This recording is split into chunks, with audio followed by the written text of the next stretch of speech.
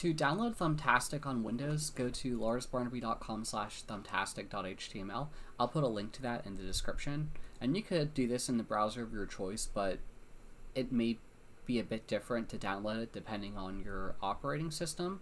I'm just doing Windows 32-bit, or you could do 64-bit if you have it. So you just click here, and it'll take a minute or so to load. And basically, once it's done, there's going to be like an ellipses to click to open it.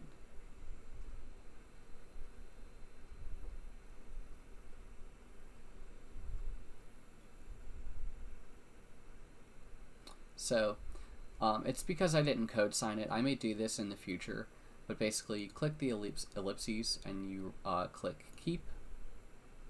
And then you click the thing that says show more, and you click keep anyway. And I don't always recommend this. I just haven't made enough stuff for me to make it valid for me to code sign it.